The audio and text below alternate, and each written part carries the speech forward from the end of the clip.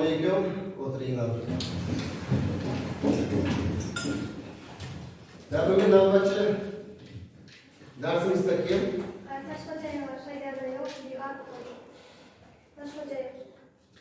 Mazasi qochib qoldi.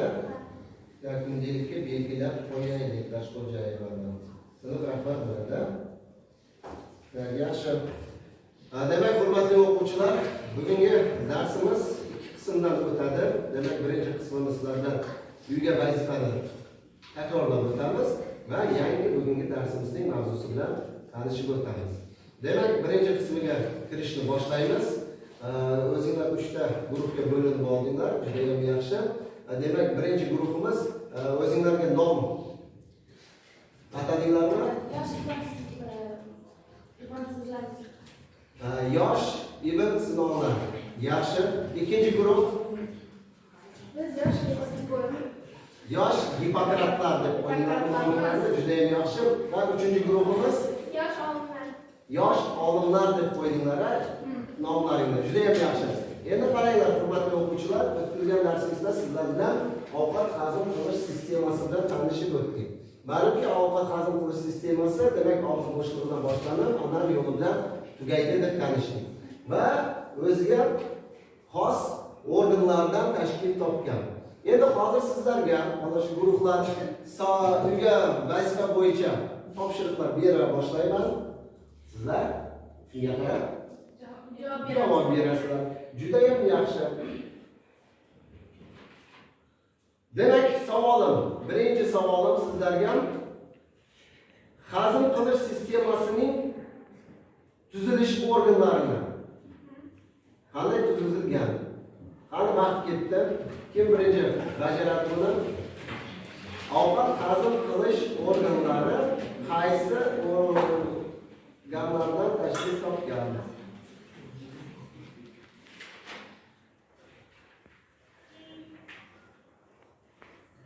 Vaqt tugadi. Kim javob beradi? Ben. Yosh Hipokratlar guruhi. Birinchisida og'iz bo'shlig'i, keyin halqum, keyin pasrog'ida qizil o'ngach, keyin oshqozon, 12 barmoqli ichak, ingichka ichak, to'g'ri ichak hamda anal yo'li. Va anal yo'li. To'g'ri aytdimi? To'g'ri aytdi. Juda ham yaxshi. Demak, yaxshi bo'ldi. Hipokratlar guruhiga 10 ball qo'yamiz. Demak, bugun eng yuqori ballimiz 10 ball bilan belgilab boramiz. Ikkinchi savolim. Demak, tishning tuzilishi, demak, tish bo'yicha savol bo'ladi. Tishimiz qanday qismlardan tashkil topgan? Vaqt ketdi. Tishlarimiz qanaqa qismlardan tashkil topgan?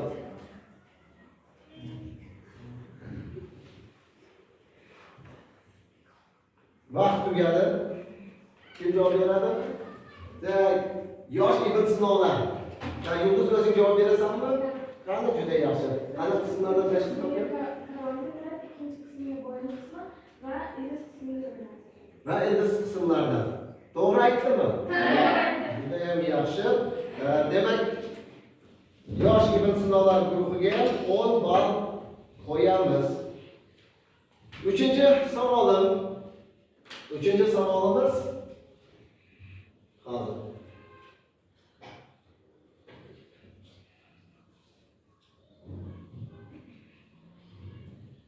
Demak, bezlar bo'yicha savol beriladi. E'tibor beringlar, odamlar hazm qilish sistemasida bezlar ishtirok etadi, ya'ni ovqatni hazm qiladi. Aynan o'sha bezlarning nomlarini atang. Qani boshladik. Bezlarning nomlarini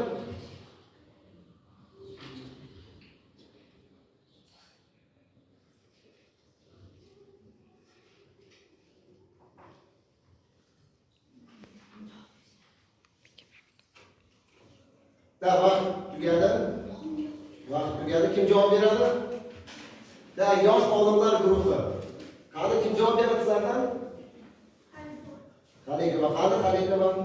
Quloq osti bezi,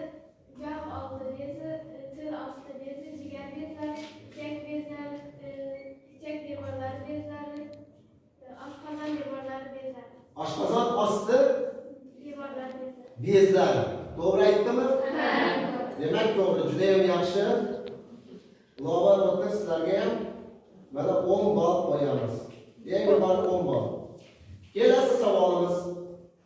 Demak, bilasizlar, ovqatni hazm qilishda asosan ishtirok etadi fermentlar, ya'ni bezlardan ishlab chiqariladigan biologik aktiv moddalar bor. Uni fermentlar deb ataymiz. Xo'sh, savol. Aynan o'sha bezlardan qanaqa fermentlar ishlab chiqariladi? Vaqt ketdi.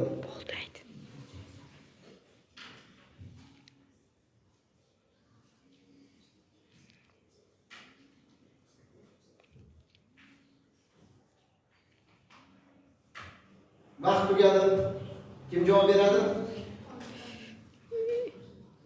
Kim javob beradi? Qo'l ko'tardilar. Qanislar? Yosh Gipokratlar. Oqsillarni parchalaydigan fermentlarning nomi proteaza, ya'ni tritsin, pepsin desa bo'ladi. Yog'larni parchalaydigan ferment bu lipaza, uglevodlarni parchalaydigan ferment amiloza deb ataladi. Amiloza deb ataladi. To'g'ri aytdimi?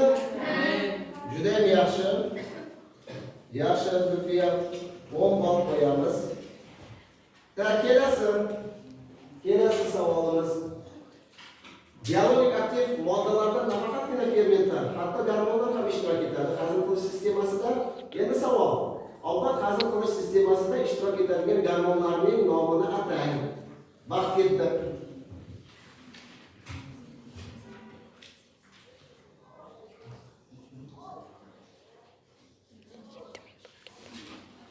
Vaqt bo'ldi. Kim javob beradi bunga? Yana yosh Gipokratlar. U ikki turga bo'linib, birinchisi glukokortikoid, ikkinchisi mineralokortikoid deb ataladi. Glukokortikoid bu ovqatdagi glyukozalarni parchalaydi, mineralokortikoid bu ovqatdagi minerallarni parchalaydi. Juda ham yaxshi. To'g'ri aytdimi? To'g'ri aytdi. Yaxshi. Xo'sh, va nihoyat so'nggi savolim sizlarga. Demak, ovqat hazm qilish sistemasida o'ziga xos kasalliklar ham uchrab turadi. Endi shu kasalliklari bo'yicha sizlarning javobinglarni eshitamiz. Qani vaqt ketdi. Ovqat hazm qilish sistemasi bo'yicha kasalliklarni.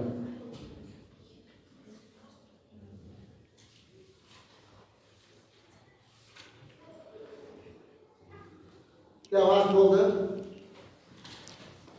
Qani sizlar yosh olimlar guruhi Yakinova kim javob beradi sizlardan? O'zing javob berasizlar, juda yaxshi. Qani? Hazm qilish kasalliklari ikkiga bo'linadi. Ular yallig'lanuvchi va infeksion kasalliklar. Juda ham yaxshi. Demak, ikkitaga bo'linadi. Yallig'lanish kasalliklari va infeksion kasalliklarga. To'g'ri aytdimmi? Juda ham yaxshi. Endi kelasi savol. O'sha yallig'lanish kasalliklari va infeksion kasalliklarga misol keltir. Yallig'lanuvchi kasalliklarga gastrit, ich buruq, dizenteriya kiradi. Demak, ich buruq va dizenteriya kiradi ekan. Yaxshi. Infeksion kasalliklarga xolera va gepatit kasalliklari. Xolera va gepatit kasalliklari kiradi dedi. To'g'ri aytdimmi? Juda ham yaxshi. O'tiramiz. Yosh olimlar guruhiga 10 ball qo'yamiz. Yaxshi. Bu demak bizlarning birinchi qismimiz uy vazifasini yozib olamiz. Yozib olganlar diqqatimizni dasturga qaratamiz. Demak, bugungi darsimizning maqsadi aynan o'sha vitaminlarning tuzilishi, tarkibi va odam organizmida qanaqa ahamiyatga egaligi bilan tanishib o'tamiz. Demak, vitaminlar. Ma'lumki, tabiatda vitaminlar degan so'zni uchratmagan odamni o'zi bo'lmasa kerak deb o'ylayman. Vitaminlar bu biologik aktiv moddalar bo'lib, asosan inson hayotining fiziologik jarayonida juda ham katta ahamiyatga ega. Ya'ni odamning o'sishi, odamning rivojlanishi o'sha vitaminlarga bog'liq bo'ladi. Endi vitaminlarni avvalom birinchi bo'lib rus olimi Lunin tomonidan 1880-yili aniqlangan. Ya'ni bu o'z navbatida tajribalar o'tkazadi. Shu tajribalar asosida ovqatni tarkibida 6 ta element borligini aniqlaydi. Bu 6 ta elementlarni har bittasini nomini atab o'tadi. Demak, bular oqsillar, element, yog'lar, uglevodlar, suv, mineral moddalar va nihoyat so'nggi 6-chi elementi bo'ladi, lekin Lunin bu vitaminlarning nomini aytib o'tolmaydi. Oradan bir necha yillar o'tgach, o'shak olim Funk tomonidan xuddi shu tajribalar, Lunin o'tkazgan tajribalar o'rganilib, haqiqatdan ham ovqatning tarkibida 6-chi element borligi ko'rilib, Funk bu moddani vitaminlar deb ataydi. Endi bugungi kunga kelib vitaminlarning tabiatda 40 dan ortiq turi aniqlangan. Vitaminlarni biz o'rganayotgan paytimizda e'tibor beringlar, asosan lotin harfidan atab o'tamiz. Lotin harflari bilan ataganimizda A, B, C, D, E va hokazo. Demak 40 ta vitaminning turi ma'lum. E'tibor beradigan bo'lsanglar, vitaminlarni biz asosan ko'kat va sabzavotlarda juda ham ko'p uchratishimiz mumkin. Endi vitaminlarimizni o'rganayotgan paytimizda e'tibor beringlar. Vitaminlar odam organizmida doimo uchramaydi. Biz bu vitaminlarni asosan qayerdan olamiz? Sabzavotlardan, mevalardan va iste'mol qiladigan kundalikdagi oziq ovqatlarimizdan olamiz. Endi vitaminlarga e'tibor beringlar. Demak, vitaminlar organizmda ko'p bo'lib ketishi ham mumkin, kam bo'lib ketishi ham mumkin, yoki mutlaqo bironta bir vitamin yo'q bo'lib ketishi mumkin. O'shanga qarab, agar organizmda vitaminlarning miqdori kamayib ketsa, bironta bir vitaminning miqdori kamayib ketsa, bu vaqtda odamda gipovitaminnoz holati kuzatiladi. Gipovitaminnoz. Demak, bironta bir vitaminning miqdori kamaydi. Xuddi shu aksincha bo'lishi mumkin. Bironta bir vitaminning miqdori ko'payib ketishi mumkin. Juda ham to'g'ri. Ko'payib ketishi bu holatda gipervitaminoz deb ataymiz. Kelasi, odam organizmida bironta bir vitamin mutlaqo yo'q bo'lib ketishi mumkin. Ana o'sha yo'q bo'lib ketgan holatida biz bu holatni biz avitaminoz deb ataymiz. Avitaminoz.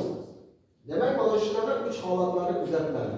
Endi vitaminlarni iste'mol qilgan paytimizda 40 dan ortiq vitamin bo'lsa, ilgari lotin harfining bosh harfi bilan atalib kelgan bo'lsa, bugungi tongda esa bu vitaminlarning kimyoviy tarkibi aniqlanib, kimyoviy nomi bilan ham atash mumkin. Misol uchun vitamin A. Vitamin A kimyoviy tarkibiga qarab retinol deb ataladi. Vitamin B, vitamin C va hokazo har bir vitaminning o'ziga xos kimyoviy tarkibiga qarab atalib bora boshlaydi. Demak, yangi mavzumizning asosiy qismi shundan iborat. O'quvchilar, demak, yangi mavzumiz mana shu narsalardan iborat. Ana endi mavzu bo'yicha savolinglar bo'lsa. Vitaminlar. Yangi mavzumiz bo'yicha. Qani o'qib? Vitaminlarni ovqatdan boshqa yana nimalarda ishlata olamiz? Juda ham yaxshi savol. Yaxshi savol o'tdi. Demak, ovqatdan bo'lak yana qayerlarda vitaminlarni uchratishimiz mumkin? Demak, asosan tabiatda ko'kat, sabzavotlar, mevalarni ko'p iste'mol qilamiz. Bu mahsulotlarning hammasi vitaminlarga juda ham boy mahsulotlar bo'lib hisoblanadi. Tushunarlimi? Yana kimda qanday savol bor? Qani Yulduz? Juda ham yaxshi savol. Demak, vitaminlarni sutkasiga qancha miqdorda iste'mol qilish mumkin degan savol tug'iladi. Vitaminlarni gruppasiga qarab iste'mol qilinganda asosan milligram yoki gram miqdorda iste'mol Misol uchun vitamin A deymiz. Vitamin A'ni sutkalik miqdori 15-30 gram atrofida bo'ladi. Yana savolinglar bormi? Savolinglar yo'q bo'lsa, unda darsimizni mustahkamlab o'tamiz sizlardan. Demak, odam organizmida vitaminlarning miqdori ko'payib ketishi nima deb ataladi? Qo'lni ko'taramiz. Qani endi kinolar? Vitaminlarning miqdori ko'payib ketishi İnsanın tanasida vitamin ko'payishini hipervitaminoz. Hipervitaminoz deb ataymiz ekan. Juda ham yaxshi. Endi aksincha bo'lishi mumkin. Bironta bir vitaminning miqdori kamayib ketishi mumkin. Qani, Lobar? Hipovitaminnoz deb ataymiz. Juda ham yaxshi bo'ldi. Kelasi holat. Bironta bir vitamin organizmda mutlaqo yo'qolib qolishi mumkin. Qani yulduz? Avitaminoz deb ataymiz. Juda ham yaxshi. Demak, darsimiz hammamizga tushunarli bo'ldi. Unda kundaligimizni ochib, uyga vazifani yozib olamiz. Demak, uyga vazifa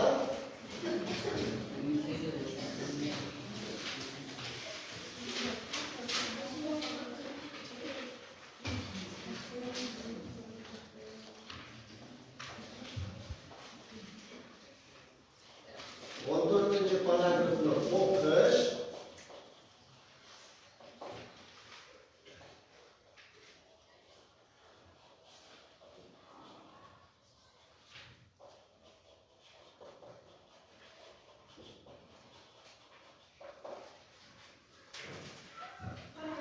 Jadvalni to'ldirish.